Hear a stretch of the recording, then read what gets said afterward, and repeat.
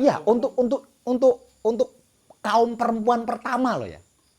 Untuk kaum perempuan pertama. Sebenarnya bukan dari rusuk, bukan. Maksudnya itu dari keinginan.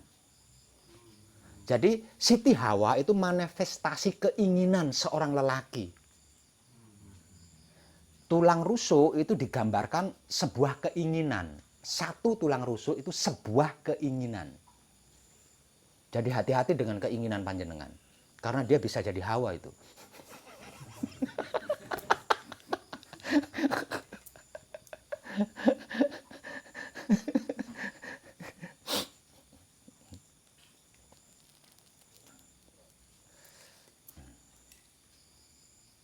Itu hanya sebuah filosofi. Jadi bukan berarti Tuhan itu ngambil tulang rusuknya laki-laki dipatahin gini terus enggak. Filosofi dari sebuah keinginan. Jadi Siti Hawa itu diadakan, bukan dicipta ya, diadakan atas dasar keinginan daripada Adam. Bukan keinginan Tuhan. Jangan protes ya perempuan. Jadi perempuan itu ada itu atas keinginan laki-laki. Makanya perempuan itu dituntut setia tuhu sama laki-laki kan. Karena keberadaannya itu atas keinginan laki-laki, bukan atas keinginan Tuhan. Hadisnya seperti itu. Hadisnya itu kalau dalam kitab. Makanya dulu Islam ekstrimnya, Islam ekstrim zaman dulu itu perempuan nggak ada harganya, Pak. Karena apa? Karena keberadaannya kan atas keinginan, bukan atas keinginan manusia kan, bukan atas keinginan Tuhan. Jadi yang para pendahulu kita yang menyelamatkan kaum perempuan itu Muhammad. Sebelum Muhammad nggak ada harganya perempuan itu. Karena apa? Karena itu tadi keberadaannya atas keinginan manusia. Nah, saya nggak tahu loh itu. Oh, itu kan katanya kitab. Jangan protes. Nah, kesimpulannya yang saya nampak lah kan. Kalau keberadaan yalah ni dari segi gambaran esensi akal lah. Adam dan Hawa itu berkemungkinan umurnya sebaya dengan dunia. Ya. Sebaya. Dia sama. Sama. Ada Jadi kalau dimasukkan ke dalam spiritual kuno, jadi Adam itu merupakan filosofi langit. Nah, sedangkan Siti Hawa itu merupakan filosofi bumi. Itu spiritual kuno ya, spiritual kuno. Nah, ketika keduanya ini menyatu, lah itulah yang dimaksud Tuhan. Gitu. Makanya ada beberapa keyakinan yang sampai berani menggambarkan yang dimaksud Tuhan dengan sebuah arca itu berwajah dua, separuh perempuan, separuh laki-laki. Ada yang sampai se ekstrim itu. Itu spiritual kuno loh ya.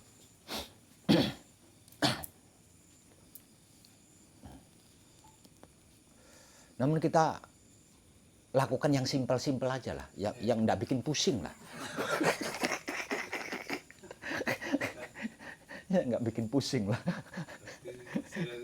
sebut sini itu punya asumsi.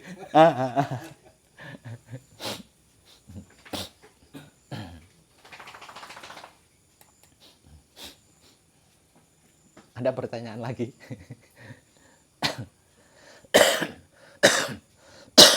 Oh iya, bapaknya dari mana? Surabaya. Oh, dari Surabaya. Pak siapa? Wahyu. Pak Wahyu. Nyampe hari tadi? Iya, pagi tadi. Oh, oke. Okay. Sudah langsung ikut gembleng? Oh, siap.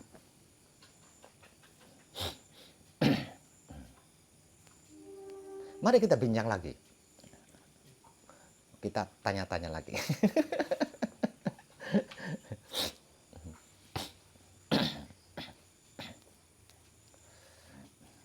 Jadi ndak bisa apa ya kalau istilah itu ndak bisa dijadikan rujukan, ndak bisa dijadikan rujukan. Selain jati diri,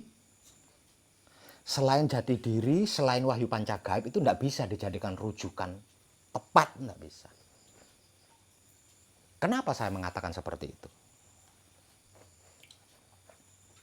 Sudah berapa abad, khususnya manusia-manusia spiritual, memegang kitab, ya kan? Sejak pertama kali manusia bisa menulis,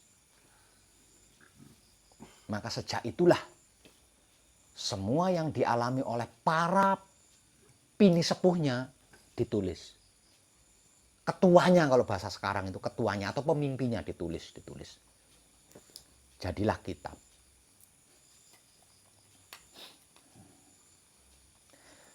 Dan setahu saya sendiri, karena sebelum di sini bukan cuma 5 agama yang pernah saya kaji. Jadi di dunia yang saya tahu itu ya, yang pernah saya ketahui, ada 43 keyakinan yang saya ketahui ini. Dan tidak mungkin dong saya mengetahui semua kan. Artinya bisa lebih dari itu yang namanya keyakinan itu. Jadi bukan cuma Islam, bukan cuma Hindu, Buddha, bukan.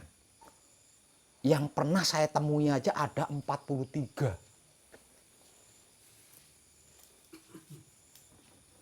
Dan mayoritas berpedoman kepada kitab, bukan kepada Tuhan. Unik kan? Dan semua kitab menjelaskan. Kalau dalam karena kita berawal dari Muslim, saya ngambil sampel dari Muslim. Sesungguhnya aku batinnya manusia. Manusia adalah gambaran wujud dari dohirku. Jelas bukan? Di kitab. Dan ini dipraktekkan. Sejak pertama kali kitab itu ada sampai sekarang.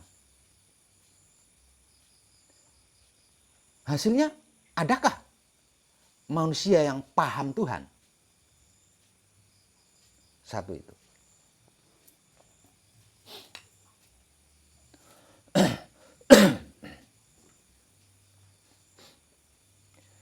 Di dalam setiap diri, aku ciptakan mahligai. Yang jika ia baik, baik pula seluruh tubuhnya. Jika ia buruk, buruk pula seluruh tubuhnya. Dan mahliga itu berupa segumpal daging, tersebut hati. Kenapa untuk menjadi orang baik harus sekolah? Lawang kitabnya jelas. Karena itu dipraktekkan sejak pertama kali kitab itu ada sampai sekarang. Namun untuk menjadi baik kan orang harus berguru dulu, harus sekolah dulu kan. Padahal tinggal menata hati saja sudah baik, tanpa harus berguru, tanpa harus dimotivasi. Ya. Barang siapa mencariku keluar diri, niscaya dia akan tersesat. Semakin jauh. Ini sudah dipraktekkan sejak pertama kali kitab itu ada sampai sekarang. Namun kenapa orang-orang mencari Tuhan itu sampai keliling dunia? Hah? Kok tidak seperti yang di kitab itu? Artinya apa yang menjadi isi kitab itu kan tidak berhasil dilakukan. Makanya mereka mencari keluar.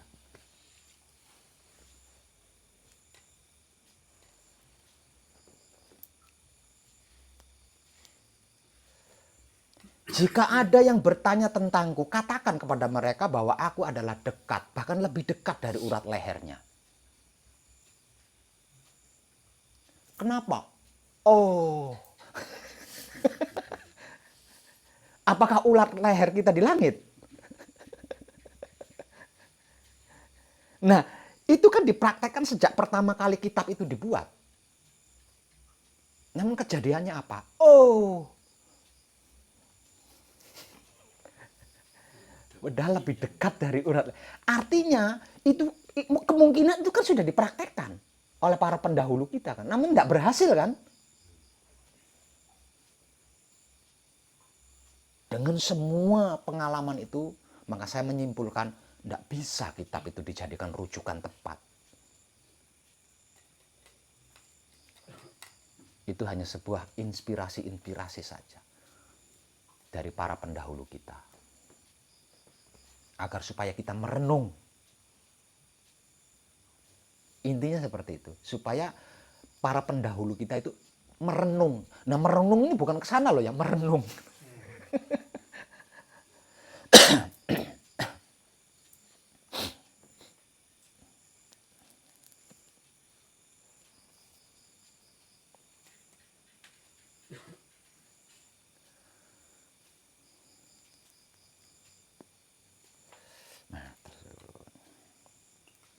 Ada pertanyaan? Monggo lagi.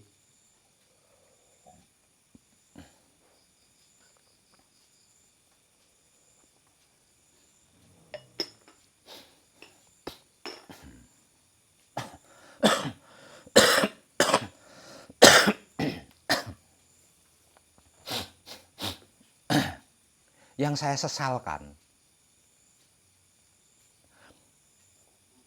bukan yang saya sesalkan, saya ngomongnya jadi repot. Mau saya bilang nyesel atau sesalkan nggak tepat. Saya tidak mengatakan itu kejadiannya seperti itu. Atau mungkin lebih tepatnya yang saya sayangkan. Mungkin lebih tepat itu ya. Yang saya sayangkan. Sebenarnya tidak sedikit para pelaku spiritual itu berhasil mencapai dirinya.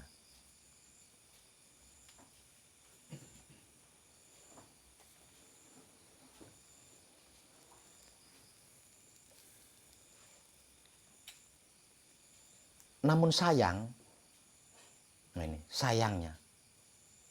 mereka lebih memilih diam. Bahkan meninggalkan dunia. Itu yang saya sayangkan. Dulu saya pun hampir melakukan.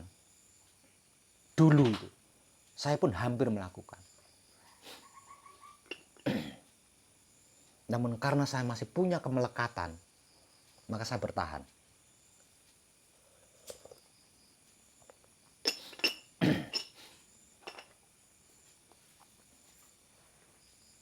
Dan saya tidak menyalahkan diri saya dengan kemelekatan itu.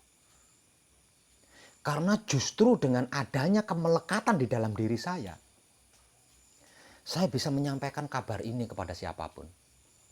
Coba kalau saya tidak punya kemelekatan, pasti saya mengambil jalan sama seperti sahabat-sahabat saya yang lain. Jangan panjenengan kira saya tidak kenal dengan Master Nostradamus.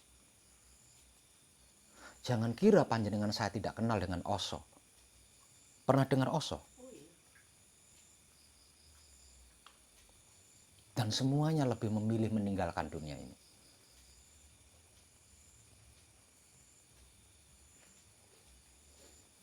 Itu jadi satu pertanyaan juga pada saya memikirkan Pak Web ada mengatakan juga ni baru baca baik ni boleh mengubah takdir seseorang tu.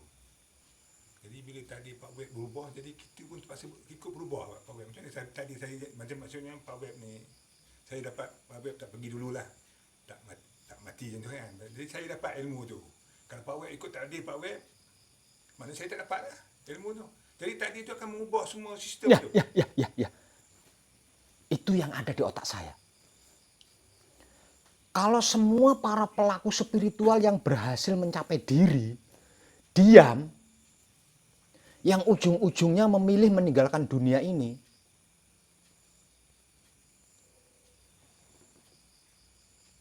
Terus Siapa pula nak tekan Swiss ni?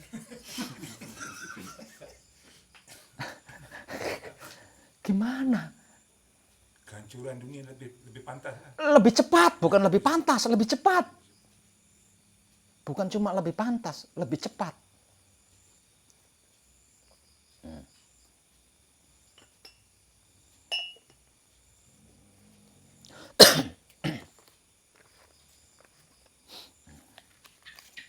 Dulu saya pernah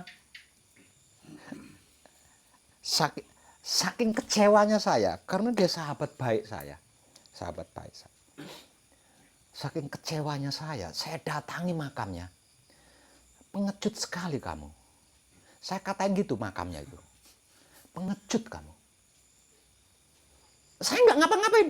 Saya jauh-jauh saya mendatangi kuburannya. Saya hanya untuk mengatakan kamu pengecut. Pulang lagi saya.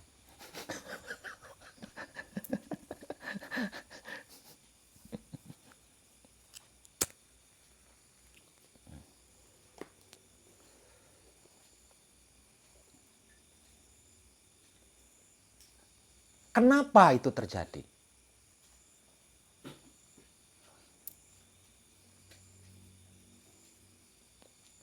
Karena dunia ini terlanjur dikuasai oleh orang-orang yang berkepentingan pribadi.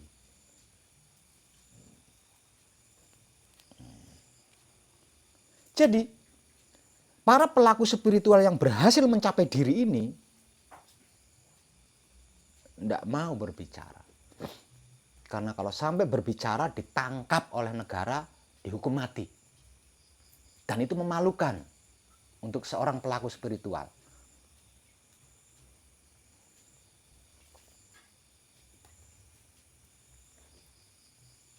Bukankah seperti itu sejarah-sejarah yang sudah? Ya. Ketika ada seseorang yang berani berbicara tentang Tuhan yang sesungguhnya, pasti ditangkap. Terutama di Indonesia.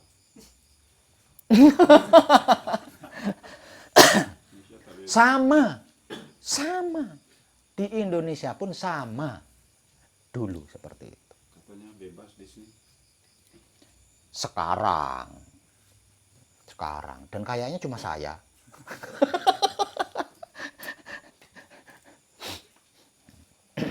Nah itu. Jadi mereka tidak mau malu.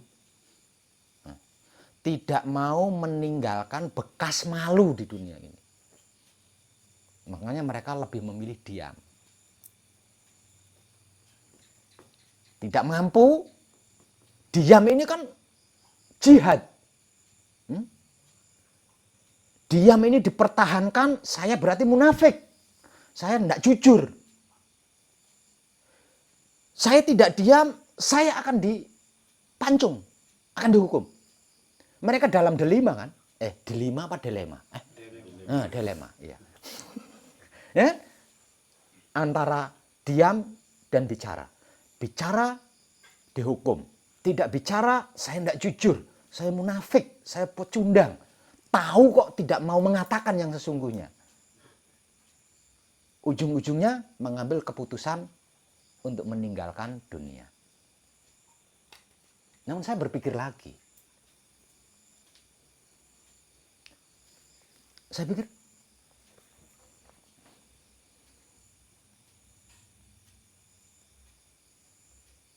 masa iya? Masa iya? Kalau benar-benar, kalau sungguh-sungguh, masa iya? Tidak akan mungkin. Kalau sampai terjadi, berarti ada perselingkuhan di dalam dirinya. Kalau benar-benar suci, benar-benar murni, tidak akan mungkin.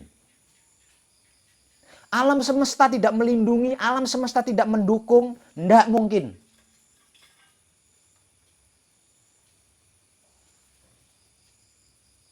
Itu yang membuat saya berani. Kalau saya sampai mengalami seperti mereka-mereka, berarti ada perselingkuhan di dalam diri saya. Artinya saya tidak jujur, saya tidak murni, saya tidak suci. Makanya alam semesta tidak mendukung saya. Makanya ketika saya sedang mengalami keraguan, saya selalu berkata, jika apa yang saya lakukan ini bukan kehendakmu, hentikan, gagalkan. Itu yang selalu saya katakan ketika saya mengalami keraguan untuk melakukan sesuatu hal.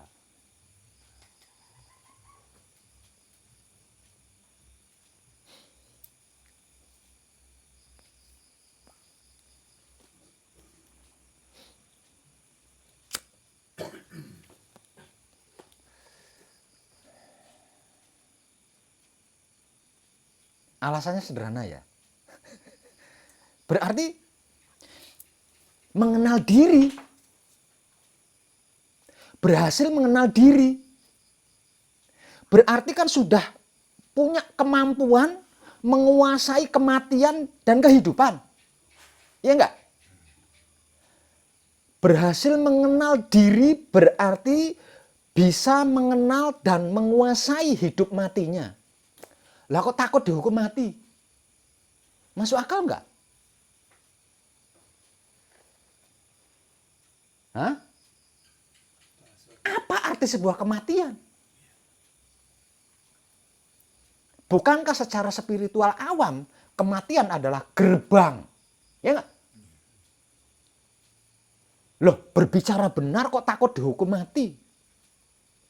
Berarti belum menguasai hidup dan mati dong. Itu yang saya pikirkan.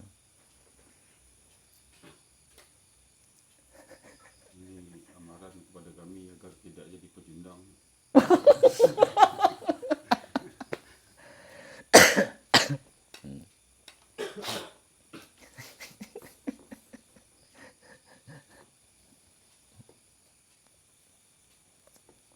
Jadi ada beberapa sahabat saya, senior-senior saya, yang memilih jalan itu.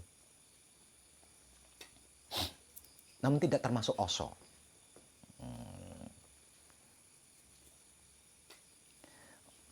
Sahabat saya Osho berhasil menemukan puncaknya jati diri dikarenakan wujudnya sudah tua. Makanya dia memilih meninggalkan wujudnya. Coba kalau wujudnya masih muda ketika dia berhasil menemukan, mungkin dia masih bertahan bersama saya.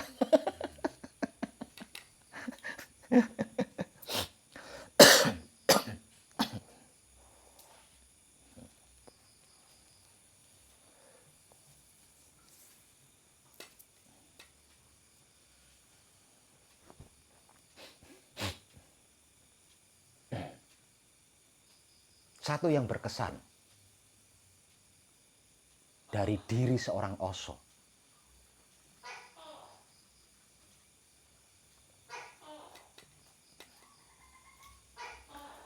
Jangan tangisi kepergianku, karena sesungguhnya aku tidak pergi. Aku hanya berganti tempat yang lebih baik. Itu kata-kata terakhir. Ya benar, karena tempatnya yang sekarang kan udah tua, kreput kan.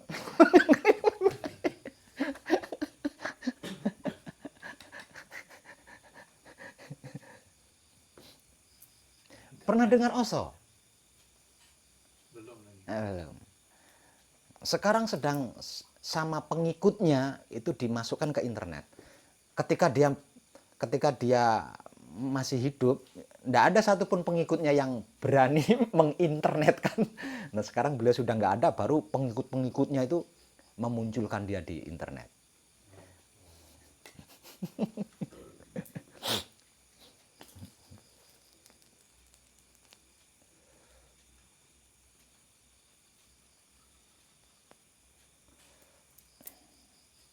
Itu spiritual English. Spiritual English. Jadi dia merekrut negara-negara. Kalau kita kan Asia ya. Nusantara Asia, Asia ya. Nah, kalau selain apa lagi tuh? Eropa. Amerika. Mulai dari India, termasuk Arab, Amerika, nah itu yang merekrut Osho,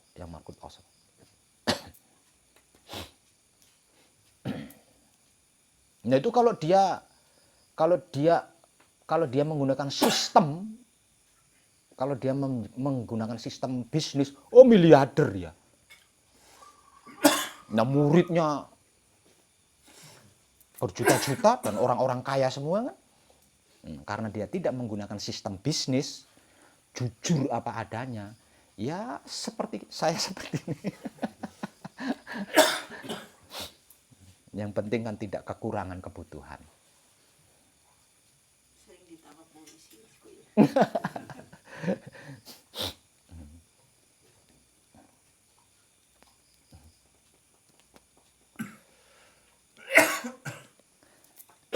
Punya pertanyaan? Ayo.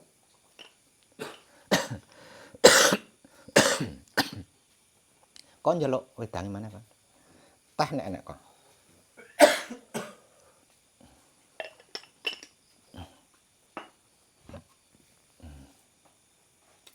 Ayo, ada pertanyaan lagi? Mungkin Bapak Surabaya. Mungkin panjenengan yang dari Surabaya punya pertanyaan?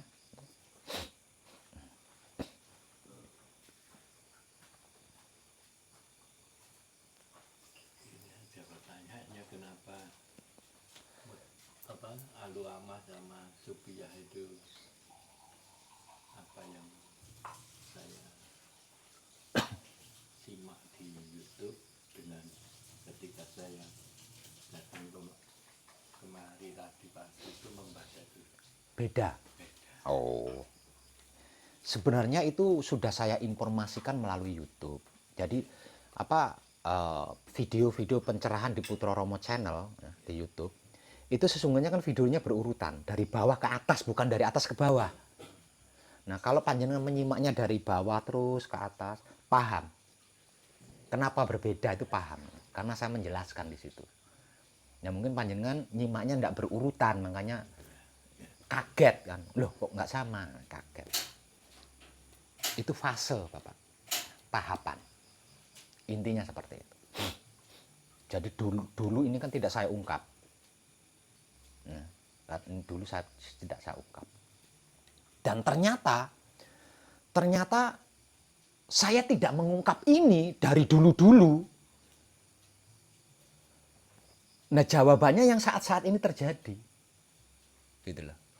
Coba kalau saya mengungkap ini dari dulu-dulu.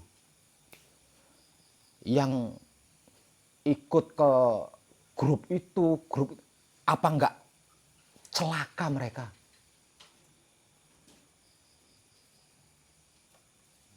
Kalau saya mengungkap ini dulu-dulu kan mereka sudah menguasai ini kan. Ke uang bibit, ke penggandaan uang, apa mereka tidak celaka?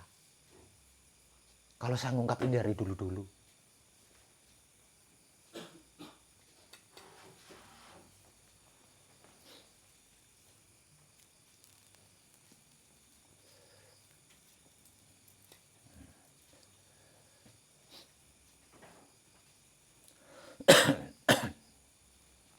Namun kenapa sekarang kok diungkap, dibuka dengan begitu apa adanya? Ya itu tadi saya mengambil kesimpulan bahwasanya di dalam diri setiap orang itu ada nurani. Dan era sekarang orang lebih cenderung kepada kejadian nyata kan? Ya, kejadian nyata. Orang-orang itu cenderung lebih percaya kepada kejadian nyata di depan matanya sendiri. Saat-saat ini kan seperti itu.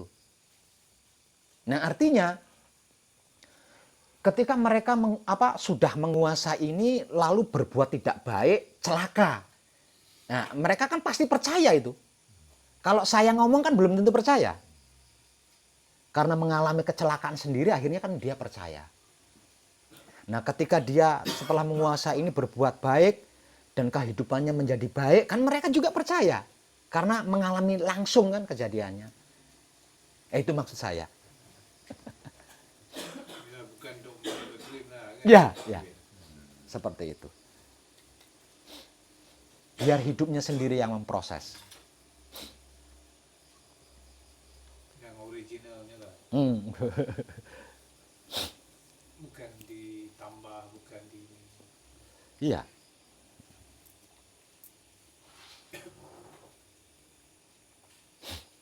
Ada pertanyaan lagi? Yang dari Riau? Belum ada, Pak. Belum ada. Dari Cilacap? belum ada. Lagi Kuala Lumpur? Pertanyaannya? belum ada. Saya nak tanya pun nak tanya apa lagi kan? Dah jelas Ya, lah. ya untuk bincang-bincang saja, untuk bincang-bincang. Diam lagi lah, Malik. Saya diam lagi. Oh. Untuk bincang-bincang. Soalnya kalau selebihnya itu kan nanti akan panjenengan dapatkan sendiri.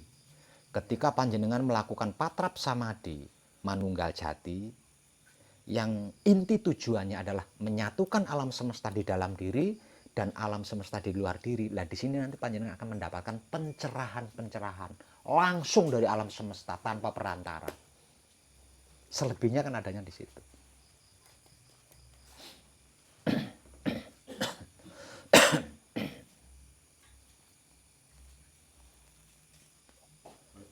Sedikit motivasi ataupun saranan.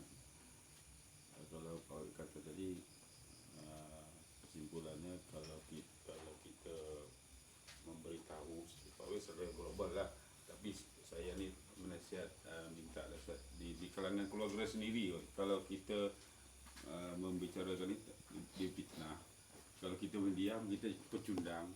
Yang keluarga ni sedikit nasihat macam mana menghadapi. Tidak seperti itu. Jadi kita kan tidak dituntut syiar. Dan kita tidak sedang bersyiar. Dan saya rasa ini bukan zamannya bersiar. Karena mayoritas sudah pada cerdas semua. Yang saya maksud, ketika ada seseorang bertanya tentang Tuhan, jawab dengan jujur. Nah itu klik berarti menekan Swiss. Maksud saya seperti itu. Jadi kalau nggak ditanya ya janganlah. Kalau nggak diminta, nggak ditanya jangan. Kecuali keluarga sendiri. Maksud saya seperti itu. Pak. Jadi kalau ada orang, misalkan kita punya teman, mungkin dia sedang belajar spiritual di sana-sana, kemudian dia bertanya, di mana ya? Karena Tuhan itu, nah kasih jawaban jujur, kasih jawaban apa adanya. Jawaban jujur kita, jawaban apa adanya kita. Lah itu yang saya maksud menekan Swiss tadi itu. Saklar itu tadi. Maksud saya seperti itu. Kalau nggak diminta, nggak ditanya, ya janganlah. Ya. Nah, yang pemahami yang duduk dalam bilik, tutup tingkap lampu, terus jalan. Nah, Nah, itu langsung tak boleh terima. Kan? Maksud, faham tak? Pahaman yang duduk dalam satu bilik gelap, lepas tu ada lampu tutup, tingkap pun tutup, lampu dah. Tu saya bicara apa-apa, kita ikut je. Langsung tak mau apa? Dia kata leluhur kita buat macam ni, kita ikut je. Macam tu. Tu memang tak boleh lah.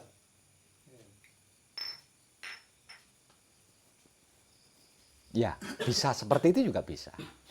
Dia Namun tak- kalau dia takkan mahu menerima pencerahan sebab pemahaman dia kata lah. Orang dulu buat A, kita kena buat A. Ah. Jangan nak pandai-pandai tukar. Itu tak boleh lah. Ya, Susah. ya. Karena ini kan tentang kesadaran. Ah. Jadi tidak bisa dipaksakan. Kalau kesadarannya belum tergugah, diberi pemahaman apapun tidak akan percaya. Namun kalau kalau kesadaran sudah tergugah, tidak diberi pemahaman sekalipun pasti bertanya. Pasti bertanya.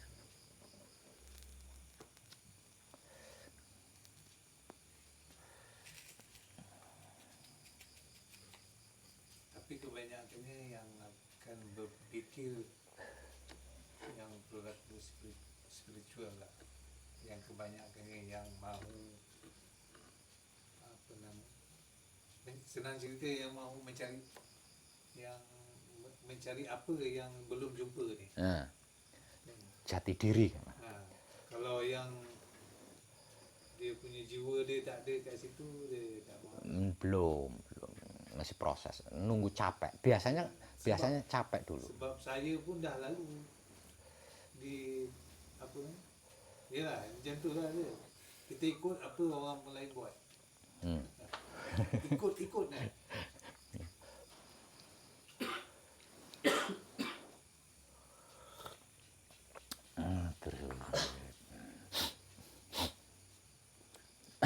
Ayo, pertanyaan lagi.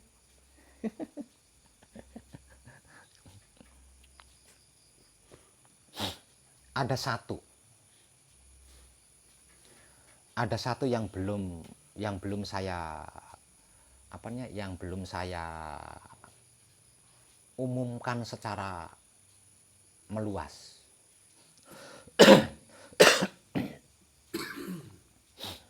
Yaitu tentang ruh.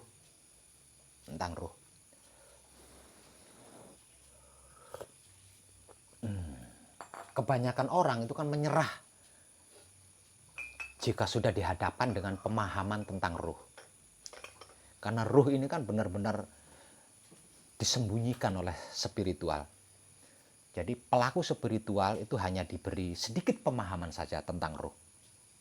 Suatu ketika, suatu saat, jika tepat waktunya, saya akan mengungkap tentang pemahaman ruh ini.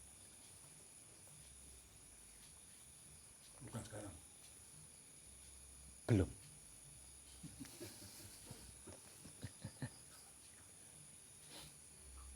Keseluruhan loh itu ya, keseluruhan.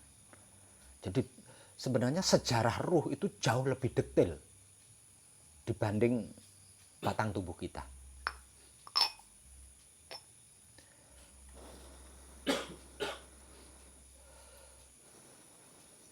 Ruh dengan sukma itu sebenarnya perbedaannya pada asal katanya atau secara filosofis juga berbeda. Atau sama, cuma beda bahasanya. Hakikatnya sama. Antara ruh dan sukma itu hakikatnya sama. Hanya berbeda kejadian. Kalau hakikatnya sama-sama suci. Nah, kejadiannya ini yang membedakan. Jadi kalau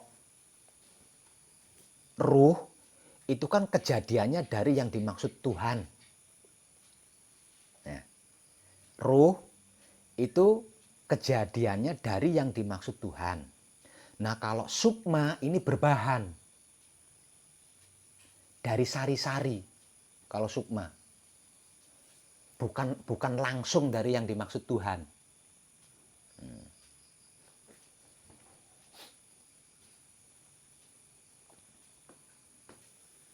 Sukma Berarti yang ada di diri kita ini sukma. Kalau yang ada di Adam itu ruh. sama. Jadi gini.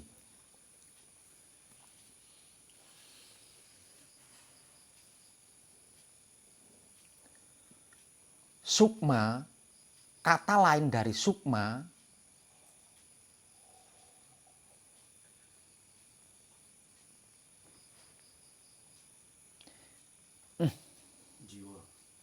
jiwa. Kata lain dari sukma itu kan jiwa. sukma atau jiwa ini dia masih punya tempat di dalam diri manusia. Nah, masih punya tempat. Ketika sukma atau jiwa, ketika disebut sukma atau jiwa, berarti dia masih menempati batang tubuh manusia. Kalau sudah tidak menempati batang tubuh manusia, sukma atau jiwa ini disebut sebagai arwah. Nah, arwah atau jiwa atau sukma itu dari anasir atau dari sari-sari. Nah, kalau ruh itu tidak berbahan. Dia bagian dari yang dimaksud Tuhan. Sama anasir juga awalnya kan dari yang dimaksud Tuhan kan. Namun dia sudah jadi bahan gitu. Sudah berbahan.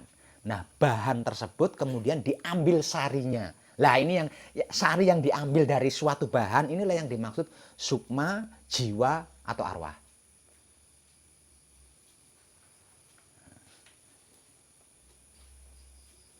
Kalau dalam ukuran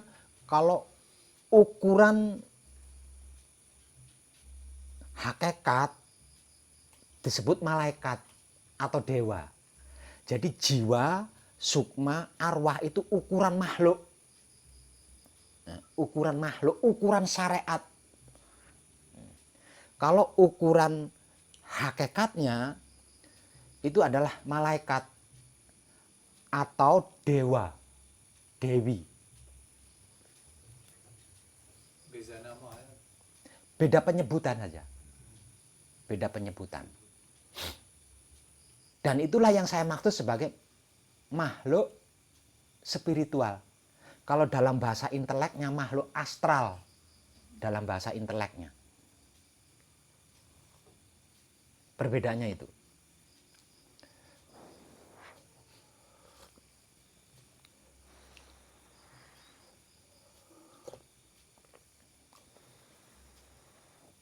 Ini kalau makhluk yang spiritual, yang bawa cakap, yang sukma, arwah ke apa ya, itu boleh dikategorikan dia berwujud, tidak bertubuh, dia makhluk halus. Ya. Ya masuk makhluk astral itu tadi. Makhluk halus. Yang masih boleh lagi kalau macam virus, mungkin dah tak boleh lagi pakai mikroskop. Dia ada pula pakai alat yang lain yang boleh mengesan ada virus ke tumpukan. Contohnya kalau kuman masih nampak lagi dia. Dia tidak nampak. Ha, Tidak bisa dia. Namun entitasnya bisa dirasakan. Tidak kasat mata namun entitasnya bisa dirasakan. Itu jiwa atau sukma atau arwah atau malaikat atau dewa-dewa. Tidak berwujud namun entitasnya dapat kita rasakan. Nah kalau hidup tidak bisa. Entitasnya hidup tidak bisa dirasakan. Entitasnya ruh tidak bisa dirasakan. Kenapa tidak bisa dirasakan? Karena dia yang merasakan. Dialah yang berkesadaran. Artinya dialah perasa. Bukan pelaku tapi perasa dia. Itu bedanya. Yang dimicilkan, yang memicilkan. Ya.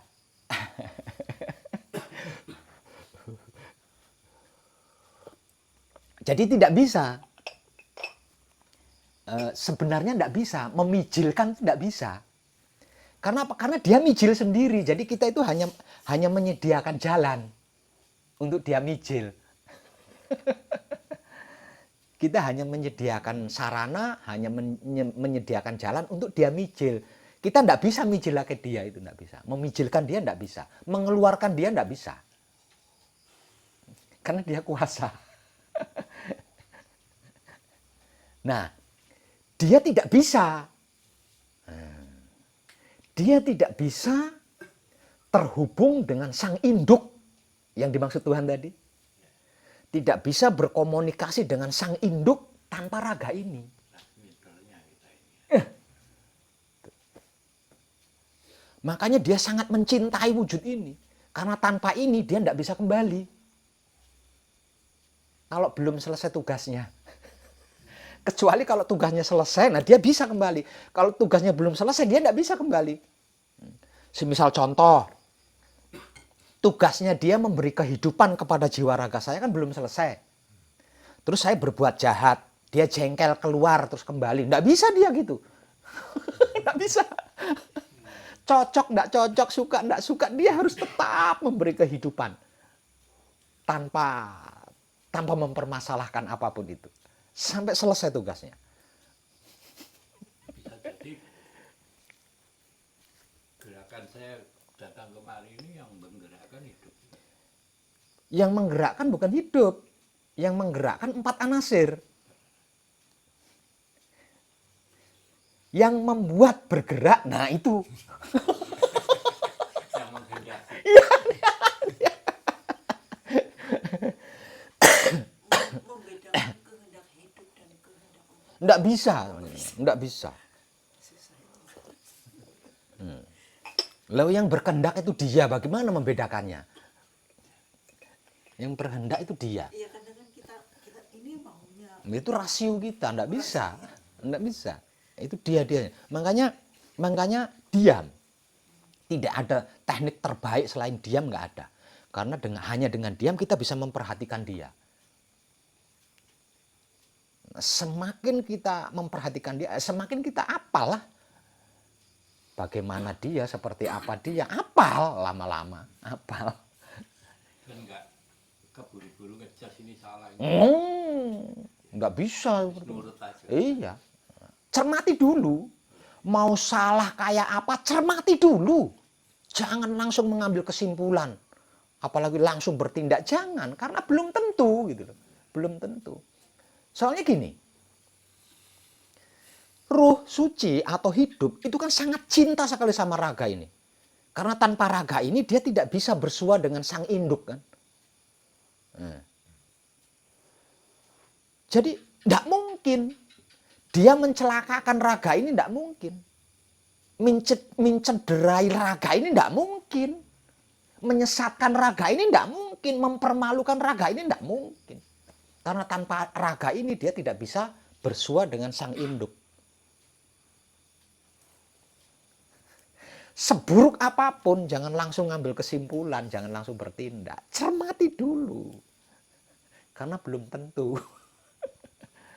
Itu dia.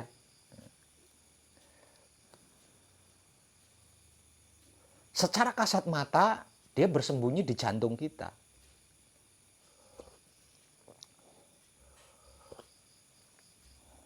Nah, secara gaib, dia bersembunyi di jeda atau sifasi antara napas yang kita hisap dan kita keluarkan.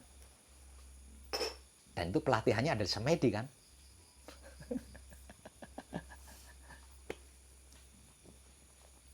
Sebenarnya enggak bersembunyi. Ngapain bersembunyi? Itu bahasa sederhananya itu sembunyi lah. Nah karena kitanya kan sedang mencari. Dan dia enggak terlihat kan, makanya sembunyi. Sebenarnya bahasanya bukan sembunyi gitu loh. Keberadaannya lah. Lebih tepatnya keberadaannya. Secara kasat mata keberadaannya ada di jantung. Secara tidak kasat mata keberadaannya ada di sipasi napas.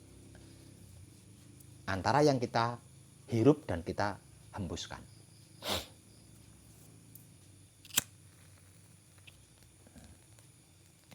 Ingat, dia bukan di napas loh ya. Di jedanya, di sipasinya, bukan di napasnya. Napas itu sebagai tali ya. Ya, talinya dia.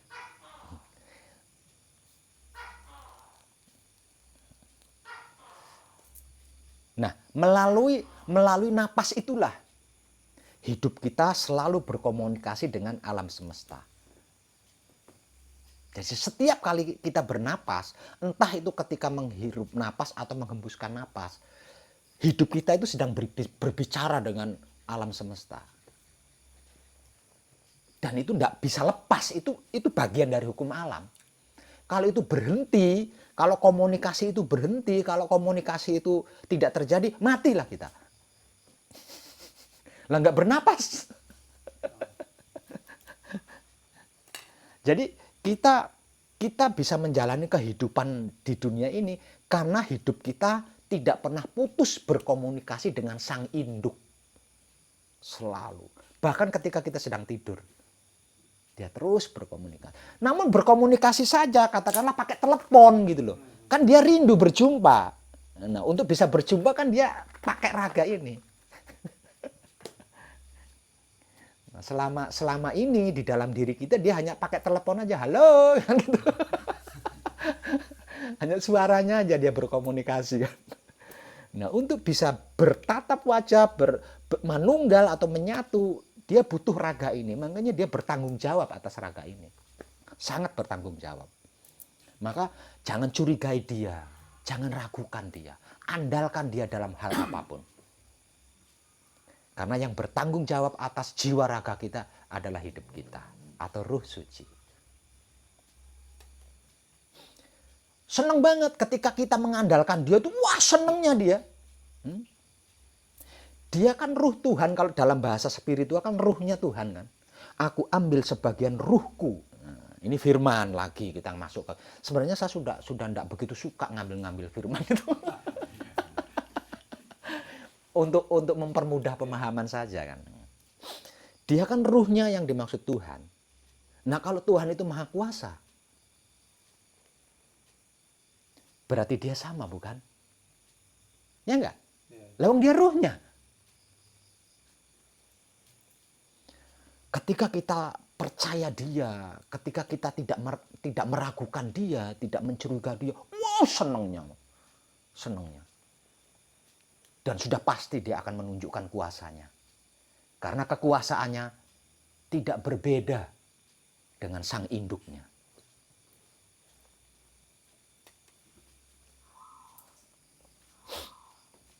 Sampai pada tataran skala. Iya.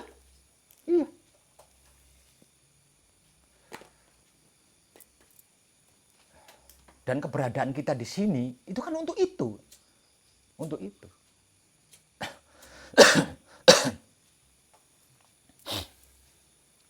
Nah, yang dimaksud jodoh sejati sesungguhnya kan itu juga.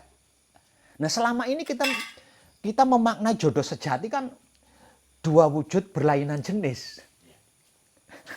Padahal yang dimaksud jodoh sejati itu adalah pengantinnya ruh suci yang ada di dalam diri dengan induknya ini tadi.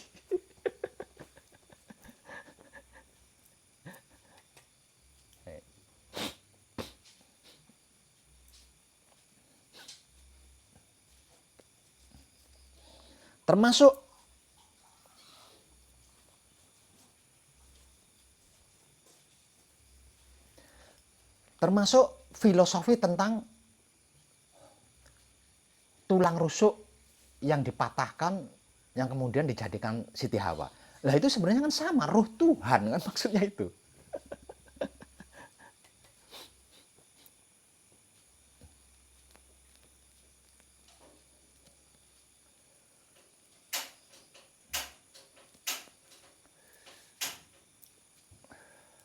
Ada pertanyaan lagi? Wah, terus Riau, Cilacap, Surabaya lagi.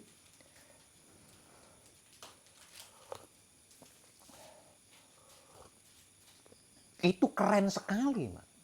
Itu keren sekali. Manakala kesadaran kita mampu menyadari komunikasinya dengan dia,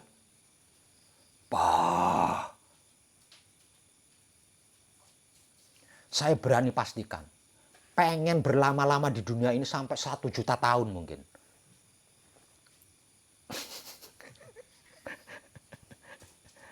Karena pasti menyaksikan bahwa alam semesta ini adalah surga.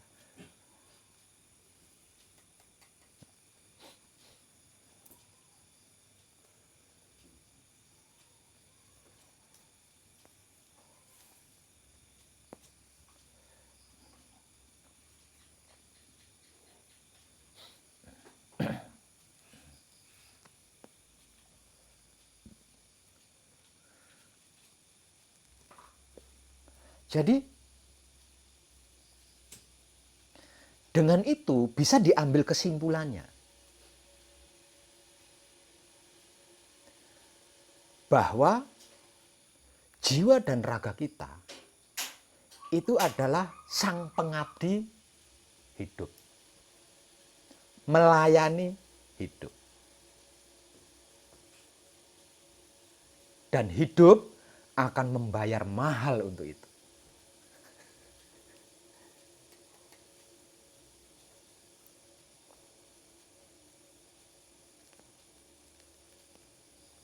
Makanya saya kasih motivasi, jangan takut berkurang, jangan takut. Jangan takut kehilangan, jangan. Karena hidup panjenengan akan membayar mahal tentang itu. Tidak akan kekurangan, tidak akan kekurangan energi, tidak akan kehilangan ilmu, tidak akan. Justru malah bertambah, bertambah, bertambah.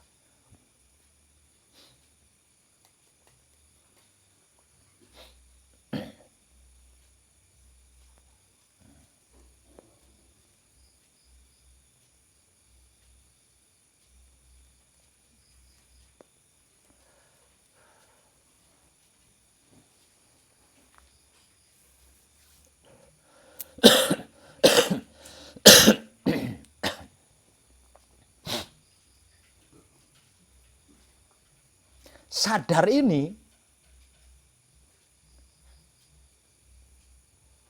pasti seseorang tidak akan pernah meremehkan dirinya. Sadar ini pasti seseorang tidak akan pernah meremehkan dirinya.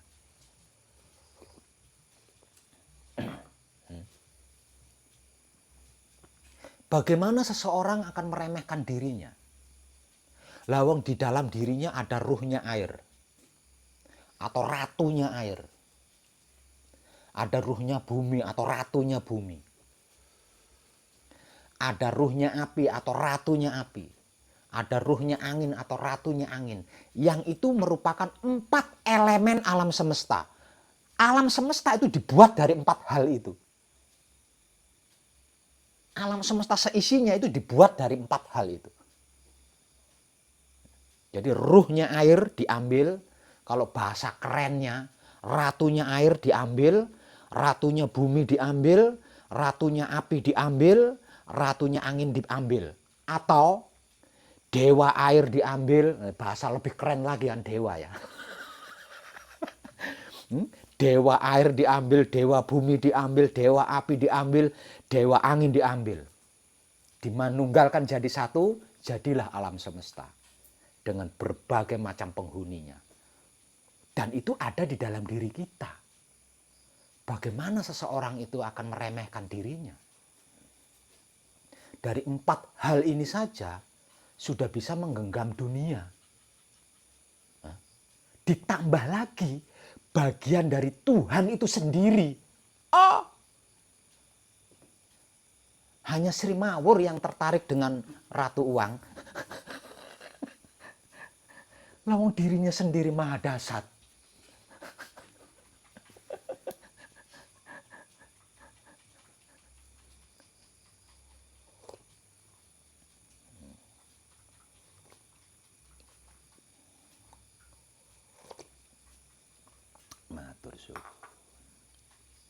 Makanya orang-orang terdahulu untuk mencapai kehormatan atau mencapai harga diri itu tidak menggunakan pendidikan seperti sekarang kan. Menggunakan kan yang digunakan kan ilmu kesaktian kalau zaman dulu. Nah, ilmu kesaktian. Nah, orang-orang dulu menguasai ilmu-ilmu kesaktian untuk mendapatkan kewibawaan itu menggunakan 4 elemen ini. Kalau dalam istilah Jawa disebut sebagai sedulur papat.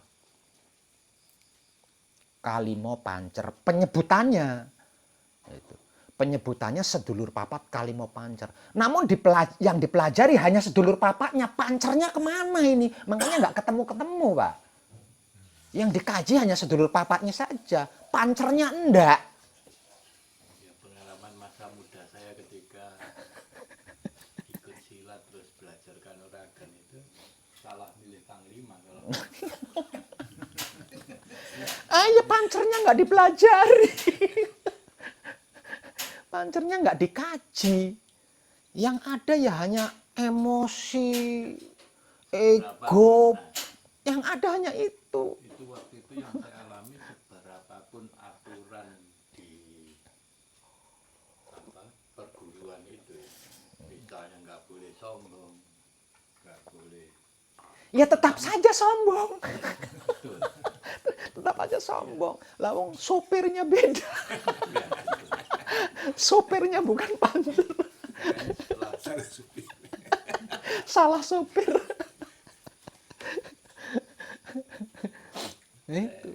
dikenal dengan spiritual waktu itu ya menyesal, tapi kata ininya nggak perlu disesali, itu bagian dari proses. Bagian dari perjalanan kita, proses perjalanan kita. Jadi makanya saya katakan ini bukan kajian baru.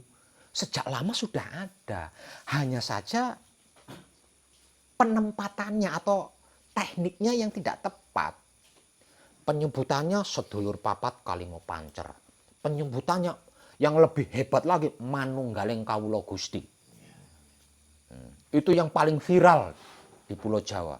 Manunggaling kawula Gusti. Namun di dalam kajiannya hanya kawula. Gustinya kemana ini? Begitupun juga dengan sedulur papat kalimo pancer. Yang dikaji hanya sedulur papat. Pancernya kemana? Ini yang membimbing yang tidak mau berbicara, apa yang dibimbing tidak mau bertanya. Lah ini saya keder ini. Atau dua-duanya. Yang dibimbing tidak bertanya, yang bimbing tidak berbicara. Jadi tidak terungkap.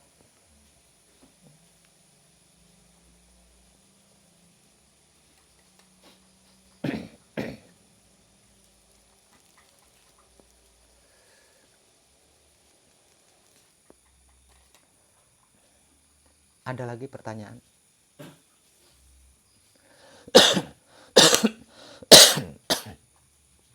Yuk.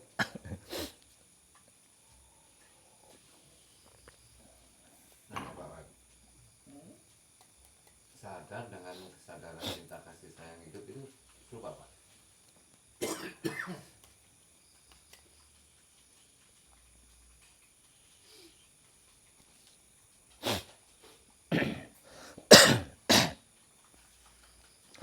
Kalau kesadaran itu sang empunya. Nah kalau sadar ini respon. Sadar itu respon. Nah kalau kesadaran itu sang empunya, yang dimaksud hidup itu tadi.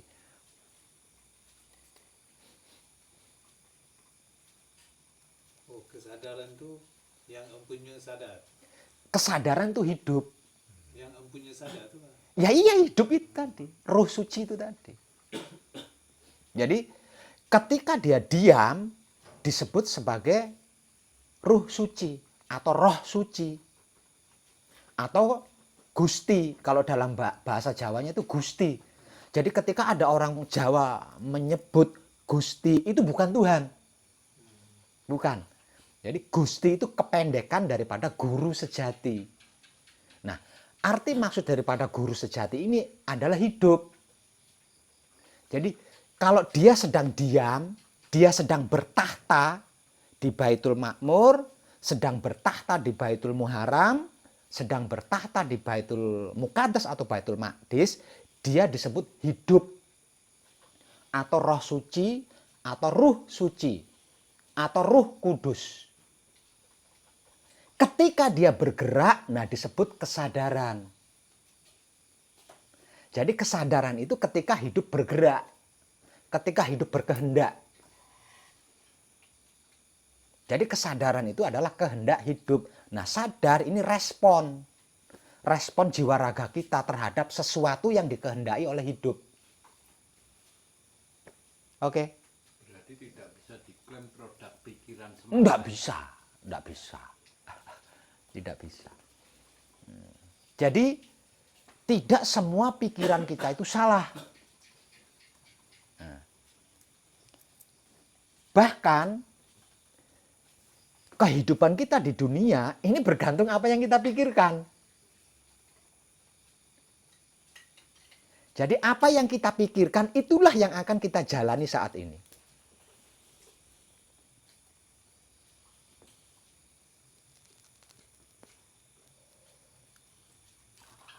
Makanya saya sampai menulis di pojok sana, jagalah gitu ya. Itu tujuannya itu.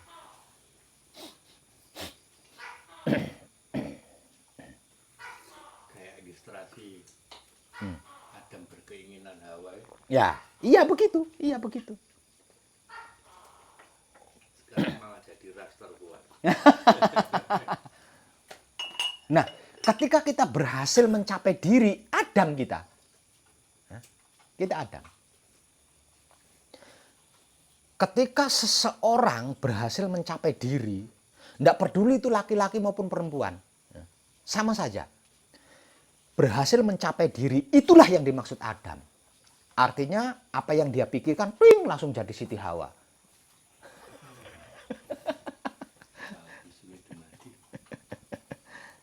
Ya, kalau dalam bahasa kidungnya kan, manunggaling kawula Gusti, kerentek ati bakal dumadi tanpa piranti, artinya tanpa upaya.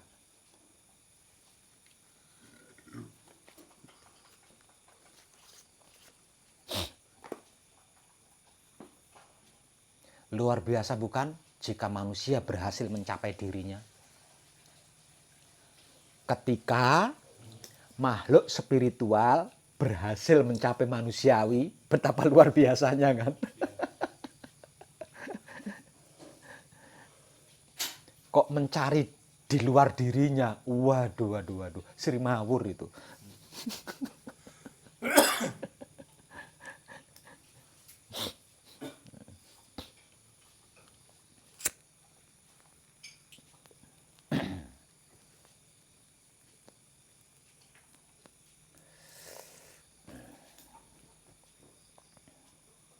Ada lagi pertanyaan?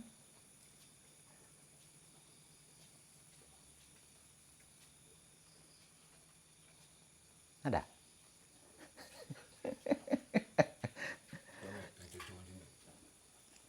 Mungkin sekembalinya kami daripada sini kan, tak dapat tidak mungkin siar ni tersebar lah pada kawan ke yang terdekat, mungkin tak ramai, mungkin 1-2 orang ke 3 macam tu kan. Lepas tu dia akan menjadi mendapat daripada kami dengan jumpa dengan Pak Web sendiri, macam mana ada perbezaan tu, datang sini atau diberi penjelasan di Malaysia sahaja? Diberi penjelasan di Malaysia. Nah, kesininya nanti penyelesaian untuk manekung atau gemblengnya. Kesininya. Kalau belum untuk itu, ya bisa kadangan seperti inilah di sana. Bisa kadangan seperti ini di sana. Nanti di sana yang di daerah Kuala Lumpur itu ada beberapa kadang yang sudah selesai di sini di daerah Kuala Lumpur. Nanti saya kasih saya bagikan nomor teleponnya supaya bisa berkomunikasi. Jadi bisa sharing kan di sana. Mungkin juga mereka punya kadang di sana yang juga mau menyelesaikan ke sini. Entah kapan. Mungkin boleh datang bersama-sama lebih. Ya tidak menutup kemungkinan, bisa-bisa saja. Nanti saya bagikan nomor telepon atau Mas Ahmad nanti ada ya. Nanti kalau pulang ke Malaysia minta nomor teleponnya Mas Ahmad ya supaya bisa kalau saya susah karena saya jarang pegang handphone kecuali buat rekaman seperti ini susah jadi nanti bisa berkomunikasi dengan Mas Ahmad ya atau Mas Eko ya.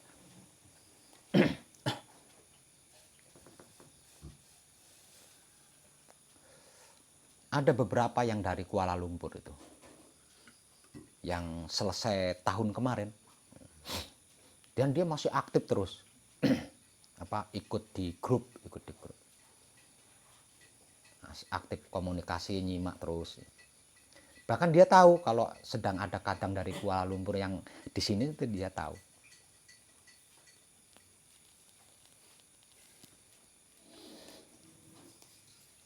Kalau yang lain-lainnya kan jauh-jauh semua bukan di Kuala Lumpurnya. Oh, ada selain daripada Kuala Lumpur ada. Kajang Ada. Hah? Kajang. Oh, Kajang tu mas, si Faruk tu. Faruk lah yang ikan Swiss ni. Faruk. Oh Faruk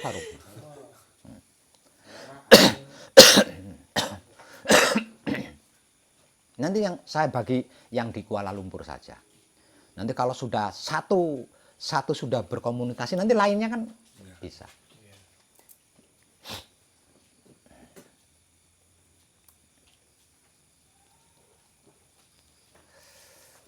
Masih ada pertanyaan? Masih punya pertanyaan?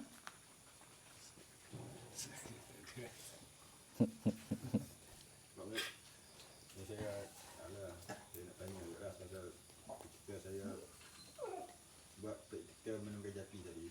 Ya? Nafas tu dia saya ikut nafas tu. Kadang-kadang dia bila saya ikut nafas dia tersentak, dia macam dia apa? Terhenti kan. Lepas tu dia saya duduk. Kadang-kadang dia pergi ke perut. Apa dia punya tu nafas dia terasa kat perut. Tak terasa kat nafas. Ya. Itu merupakan tanda kalau panjenengan belum menguasai napas. Jadi itu wajar. Itu bukan hal yang aneh. Itu wajar karena belum menguasai napas. Satu yang perlu diperhatikan ketika bersamadhi, jangan sekali-kali ragu. Jangan sekali-kali takut, jangan. Samadhi itu kan bahasa Kawi ya. Atau bahasa Sanskerta, samadhi. Nah, samadhi itu kalau diartikan dalam bahasa Indonesia itu maksudnya hilangnya keraguan atau hilangnya ketakutan. Itu arti maksudnya samadhi. Jadi, ketika sedang bersamadhi, jangan sekali-kali ragu. Jangan sekali-kali takut. Tidak akan terjadi apapun di situ. Tidak akan. Karena apa? Karena hidup kita benar-benar cinta dengan raga kita itu benar-benar cinta. Dan dia akan bertanggung jawab penuh. Jadi jangan ragu, jangan bimbang, apalagi sampai takut. Jangan. Di dalam samadhi, jika berhasil, panjenengan akan mengalami fase atau tahapan sebagai berikut. Pertama, panjenengan akan kehilangan napas. Seakan-akan panjenengan itu tidak bernapas gitu loh. Nah, itu fase pertama. Nah, kalau di situ panjenengan tidak ragu ya, tidak takut ya. Walaupun napasnya hilang, sebenarnya tetap bernapas gitu loh, Namun rasa dan perasaan kita tidak mampu menangkap napas itu. Sehingga kita merasa tidak bernapas kan. Nah, kalau tidak takut, tidak ragu, tetap bertahan di samadhi, nanti akan berlanjut ke fase kedua atau tahapan kedua, yaitu kehilangan detak jantung. Jantungnya tidak berdetak itu, seakan-akan menurut kita gitu loh, menurut penangkapan manusiawi kita, jantung kita itu tidak berdetak. Jangan takut, jangan ragu. Tetap aja bertahan, nggak akan terjadi apa-apa, nggak akan. Nah, ketika napasnya hilang, detak jantungnya nggak ada, tidak ragu, tidak takut, maka ada fase terakhir atau tahapan terakhir, yaitu wujud kita hilang. Jadi merasa saya nggak ada wujudnya ini, nggak tahu di mana gitu. Itu fase terakhir. Kalau sudah sampai di fase itu, sudah sampai di tahapan itu, dan tetap tidak ragu, tidak takut, berjumpalah dengan yang dimaksud sang guru sejati.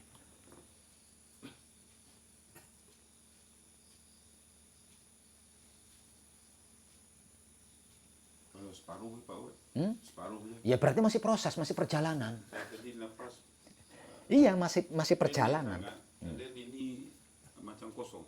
Hmm. Yang ada kaki dengan kepala. Nah, Ini iya. kosong. Berarti Napasnya susah saya nak cari tak jumpa. berarti di sini yang suci, yang sini belum suci, makanya masih kelihatan ya. Masih di sini masih ada ego, di sini masih ada arogan. Pamrih sudah nggak ada. Makanya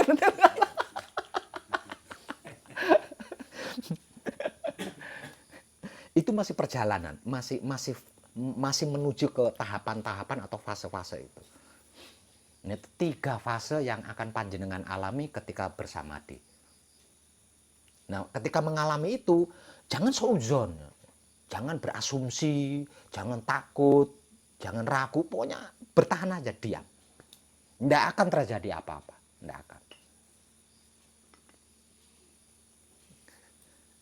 Tadi kan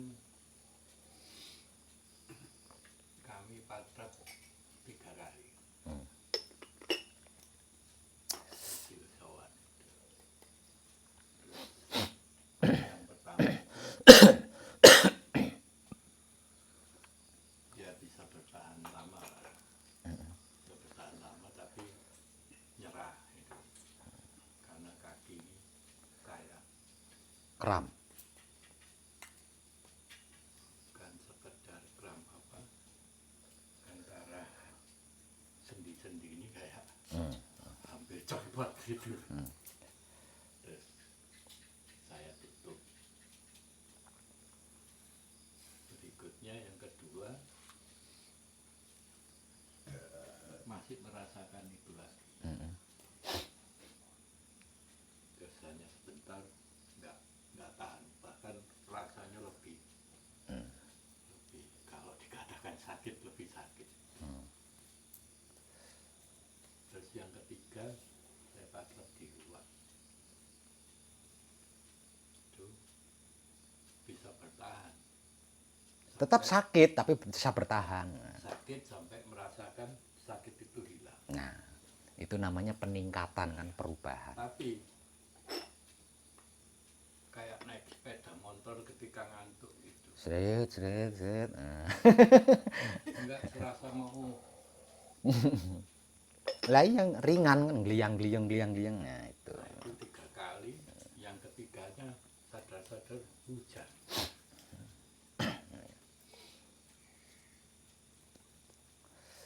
Ingat 3 hal atau 3 fase atau 3 tahapan yang akan panjenengan alami ketika bersamadhi itu bukan dogma itu ya. Itu bukan doktrin, itu realitanya ketika seseorang berhasil mencapai tingkatan samadhi. Hilang takutnya, hilang ragunya, hilang gitu ya.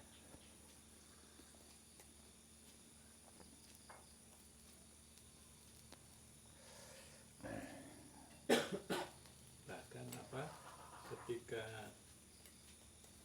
bukan dilawan sih, artinya kita diam, ketika sakit itu hilang juga nggak menyadari kaki ini ada. Nah iya. Cuma itu tadi kayak kantuk, terus kita naik sepeda motor ngantuk bonceng gitu ya.